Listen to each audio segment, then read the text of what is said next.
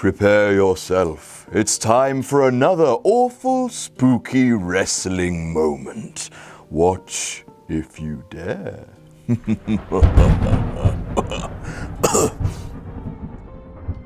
Now, obviously, we knew a Buried Alive match would have to go on here somewhere. It represents WWE at its most dramatic and ridiculous, for better or for worse, and it certainly qualifies a spooky moment considering the loser is literally buried alive. Now, without further ado, let's take a trip back to October 1996 and the first ever Buried Alive match between The Undertaker and Mankind. The match was a fairly straightforward, no-holds-barred brawl for the most part, but things took a turn for the seriously strange towards the end when Undertaker incapacitated his opponent and carried him up the ramp towards the open grave. There, Undertaker chokeslammed poor Foley into the hole, which looked like a horrendous bump to take, and began shoveling the earth onto him. The referee decided enough's enough, he is buried in earth. He called for the bell, and Undertaker kept going, trying to kill his opponent. What a brave babyface. Yes, Undertaker was the babyface at the time and attempted to murder his opponent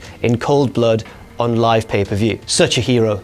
Such a heroic man. But then the debuting Executioner ran out, smacked Undertaker with a shovel, rescued Mankind from the hole, and threw the Phenom down there in his place. Then a posse of heels ran out and attempted to help him bury the Undertaker in a very noble display of teamwork. Shawn Michaels was there, Triple H was there, and Goldust was there. And if anything sums up the spirit of Halloween more than the image of Goldust in full gold paint, shoveling an undead zombie under a mound of earth, I don't know what does. Then spooky thunder and lightning effects filled the arena. All the heels fled apart from Bearer, Mankind, and the Executioner. And then suddenly, just when you think the Undertaker's dead and buried, completely gone forever, a single purple gloved hand shot from the earth and waved around spookily in the air for an uncomfortably long time. Quite a few seconds too long. Kind of like this take.